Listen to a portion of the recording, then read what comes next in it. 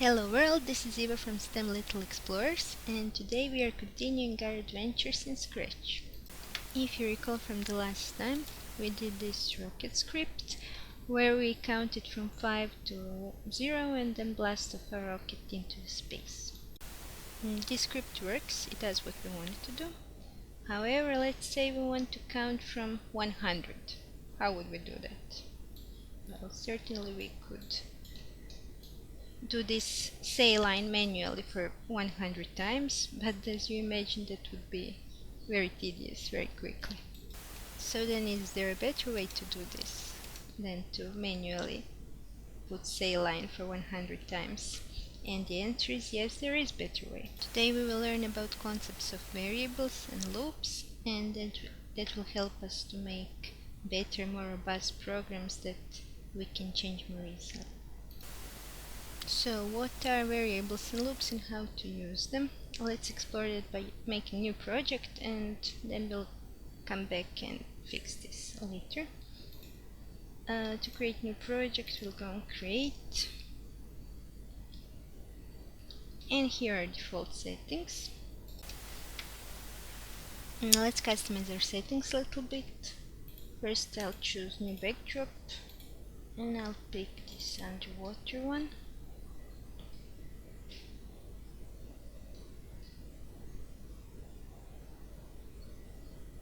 I don't think Scratch would like to be underwater that much, so we'll pick something little bit more underwater, like this fish. And we can also customize it, like change color, position, and similar by going here in costumes. And let's pick this nice yellow color. Now it's more pretty. We can also duplicate it so it's whole school fish, not just single one.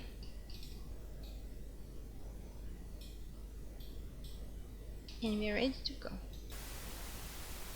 Now let's go back to the scripts where magic happens and start working on our program. I want to move the school of fish, and we already know how to do that. That's simple case of moving when this is clicked. Okay, but now I would like them to say how much did they move every time they move. So I want them to say how many steps did they move, and how to do that. Of course I can do it manually like this, but then they will always say 10 even if I move again and again and again. Let's see. So it's always 10. So we need something else, and that else is variable, as you could probably already guess. Variable is a simple container for some value. Like in Math we have x and y variables, and they can vary, that's why they are called variables. We can check what is the current value inside variable, and we can change it, update it, and track what value is inside. To make variable in Scratch, we need to go to data, and here is make variable command. For our school of fish we will make steps moved variable.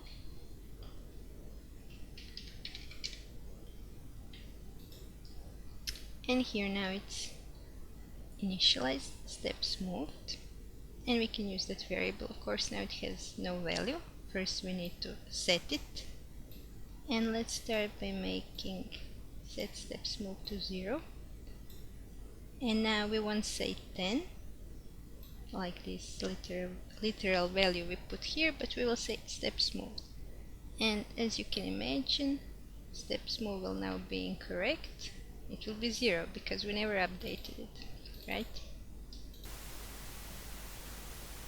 If we say our steps moved is 10, here when we say steps moved it will say 10, so that's clear. However, what we really want to do is to move those fishes in some kind of a loop, so we want to move them continuously, not just once. And we have already used loops, but now we'll see how much more useful they are when we combine them with variables. So to go to loops, they're here in control block. We have different kinds of loops. We have this repeat some fixed number of times, so we can change this like 5, 6, 7, any number, literal number here. We can use this repeat until, or we can use forever. For our purposes, we can use repeat number. Let's now combine this to track movements of our fish. So we will set steps move to 0, because in the beginning fish didn't move at all, so steps move to 0. And now we want to repeat this for 5 times. We want to move 1 step, and we want to say how many steps did we move.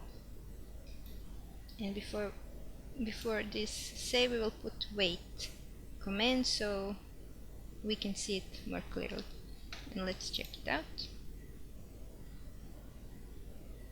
Okay, so as we can see, we moved 5 times. However, we always say that we moved 0 times. And why is that? It's because we never updated variable steps moved, so it's always 0, and every time we go through this loop it stays 0, so we need to update it. And to do that, we also go to data and use this change steps moved by 1. So I want to update this variable steps moved, and then I want to say what its current value is. Let's check it out now. So it's 1, 2, 3, 4, and 5, because we set it to repeat 5 times. If you want to remove this variable tracking up here, you can just click here on steps moved, and it will disappear, as you can see. Okay, so let's modify this a little bit. Now I want to just say moved every time through the loop, and then at the end I want to say how many total steps have I moved. Okay, so we do have this say block, which we already used many times, and we know that we can say anything here, like we can write some word, or we can also put steps moved, and it will say that variable value. However, how to combine them? That's the question. I want to say total steps moved, and then I want to say variable steps moved, right? So we can do that by using this join operator. It's here in the operators block. And as we can see, if we use this join hello world and put it in say, it will say hello world at the end. So 5 times it will say moved, and then hello world at the end. Okay. Let's now change this hello world to what we actually want to say, and that's total steps moved with white space at the end, so it's not smashed together. And let's put steps moved. And here we actually don't want to say moved like this, but we want to say it for 1 second.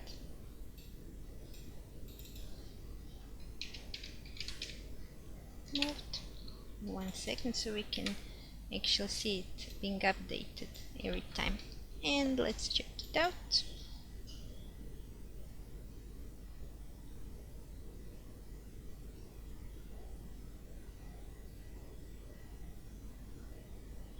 And there it is. Works as intended. Let's now apply what we learned on our rocket problem. So let's go back here and fix this issue. First we'll create variable, and let's call that variable counter.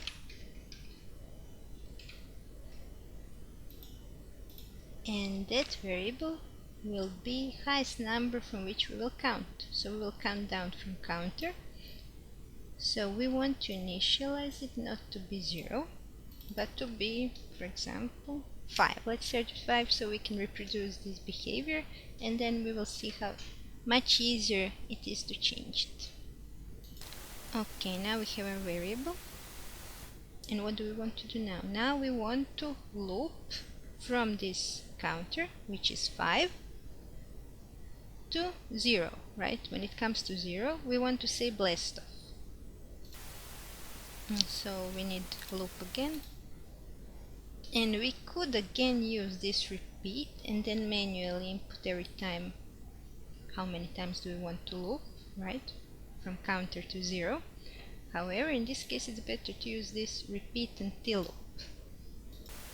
And how to use this type of loop? Well, it's actually quite similar. We want to repeat this quantity inside the loop until some condition is met, right? And what is our condition? Our condition is that counter is 0. When counter is 0, we want to break this loop and say blast off. So let's see how to do that. We will need to use this condition block, and the one that is most appropriate here is this one. So we want to repeat until counter is equal to 0.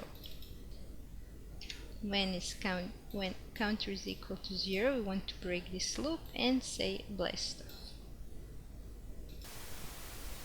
And what do we actually want to repeat? We want to repeat counter. So counter is 5 at the beginning. We want to loop until counter is 0. And we want to say counter every time. Let's see how that works. Okay, now we have some issue. And yes, do you recall what it is? We didn't update our variable. Okay, we already did this, but what is different this time? Now counter is 5 and we need to loop until counter is 0, so we need to actually go down, not change counter by 1. Let's actually see what will happen if we change counter by 1. So it starts at 5 because we set counter to 5, and now it goes. How long will it go? Well, actually this is something called infinite loop, because counter will never be 0. We are going up, up, up. This program will go on forever. Actually not really forever, but it will go until it crashes. To prevent that, we need to change the way we are updating our variable. So our initial setup is 5. We initialize this variable to be 5, and then we want to change it until it gets to 0, so we need to change it by -1 every time. So we are actually subtracting 1 every time we go through the loop, and then when it gets to 0, it will break this loop and say blast off. Let's see, is this working?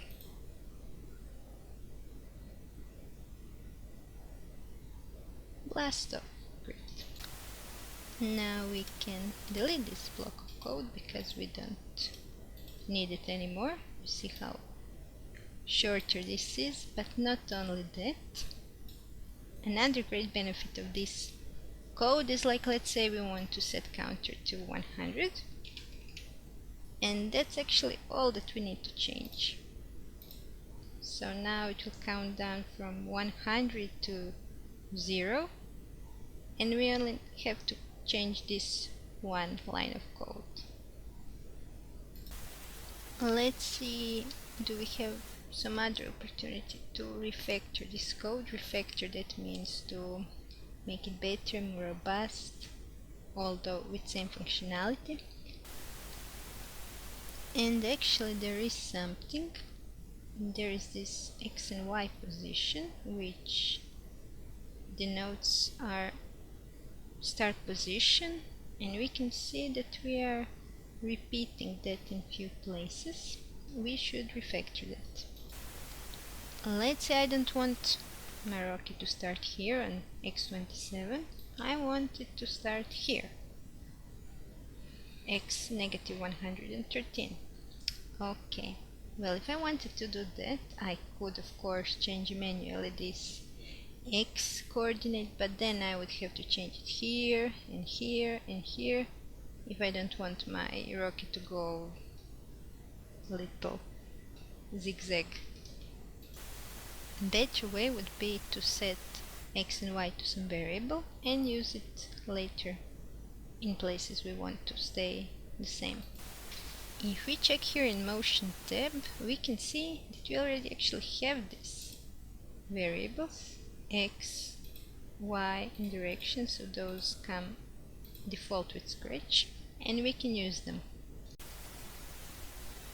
We already set our variables to this start value, so initial value of x is 27 and of y is negative 80, and we can use it here. So like here where we say glide 3 seconds to x27, we can just use glide to x position, which is set to be 27, and here the same thing, so we can use again x position.